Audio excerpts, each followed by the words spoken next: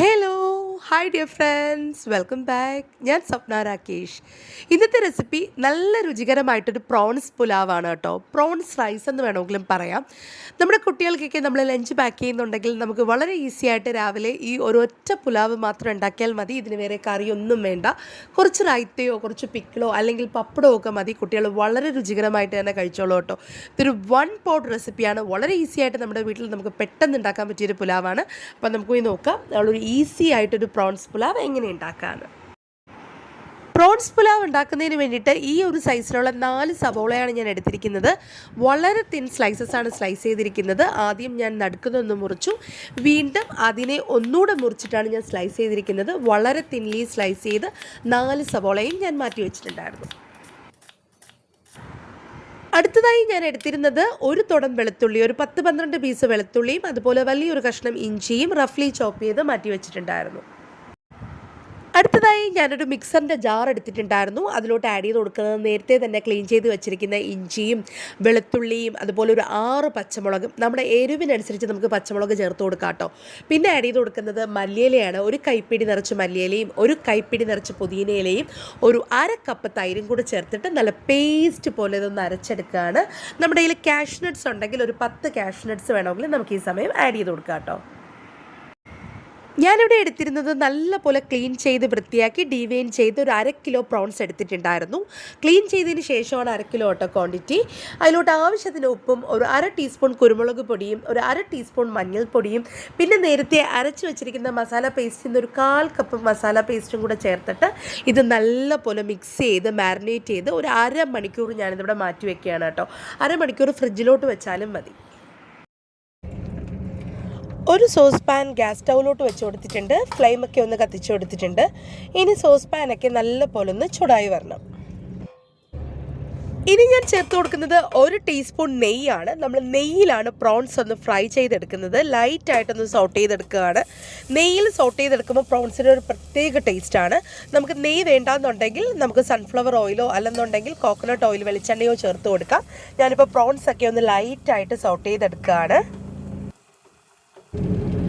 പ്രോൺസൊക്കെ ഒരു സൈഡ് നല്ലപോലെ ഒന്ന് മുരിഞ്ഞ് റെഡിയായി വന്നതിന് ശേഷം നമുക്ക് നെക്സ്റ്റ് സൈഡും കൂടെ ഫ്ലിപ്പ് ചെയ്ത് കൊടുക്കാം.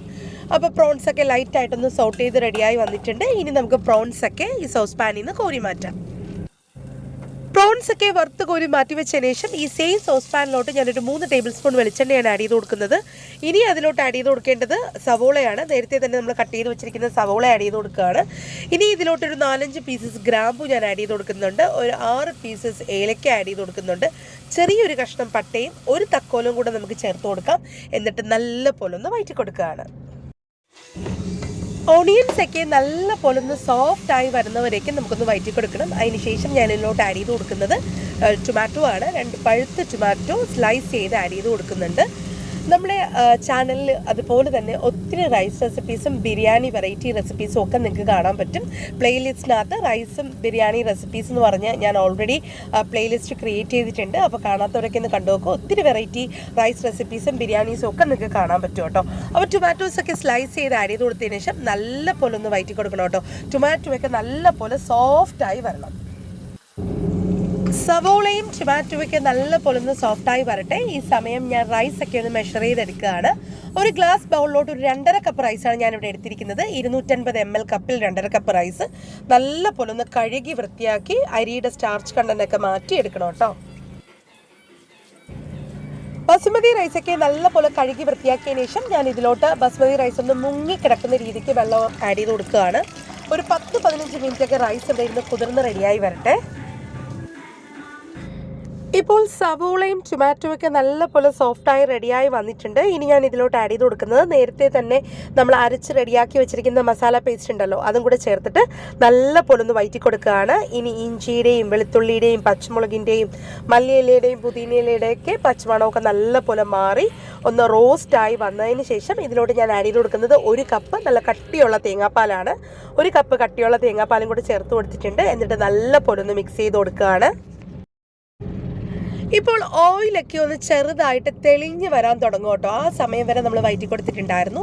ഇനി ഇതിലോട്ട് ആഡ് ചെയ്ത് കൊടുക്കുന്നത് 1 ടീസ്പൂൺ മല്ലിപ്പൊടിയാണ്. അതിനുശേഷം ഒരു 1/2 ടീസ്പൂൺ പെരുംജീരകപ്പൊടിയും 1/2 ടീസ്പൂൺ കുരുമുളക് പൊടിയും കൂടെ ചേർത്ത് കൊടുത്തിട്ട് നല്ല പോലെ ഒന്ന് വയറ്റി കൊടുക്കുക. പൊടികളുടെയൊക്കെ പച്ചമണം നല്ല പോലെ മാറി വന്നതിന് ശേഷം കുറച്ച് ഉപ്പും കൂടെ ഞാനിപ്പോൾ ആഡ് ചെയ്ത് കൊടുത്തിട്ടുണ്ട്.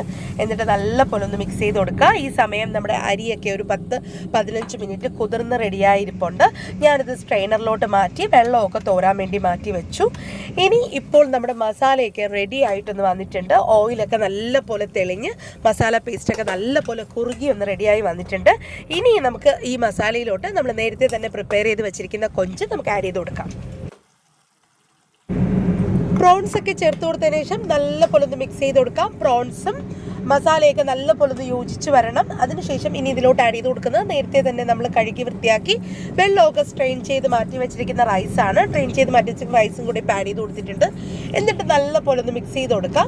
ഞാൻ 2.5 കപ്പ് റൈസാണ് നല്ല പോലെ കഴുകി വൃത്തിയാക്കി ട്രെയിൻ ചെയ്ത് വെച്ചിരുന്നത്. ഈ റൈസിലോട്ട് ഇനി ആഡ് ചെയ്ത് കൊടുക്കേണ്ടത് 4.5 കപ്പ് വെള്ളമാണ്. ആ റൈസ് അളവെടുത്ത അതേ കപ്പിൽ 4.5 കപ്പ് വെള്ളം, ചൂട് വെള്ളമാണ് ഞാൻ ഇതിലോട്ട് ചേർത്ത് കൊടുക്കാൻ പോകുന്നത്. ഇപ്പോൾ ഞാൻ ചൂടുള്ള 4.5 കപ്പ് വെള്ളം കൂടെ ഇതിലോട്ട് ആഡ് ചെയ്ത് കൊടുത്തിട്ടുണ്ട്. എന്നിട്ട് നമുക്ക് നല്ല പോലെ ഒന്ന് മിക്സ് ചെയ്ത് കൊടുക്കാം.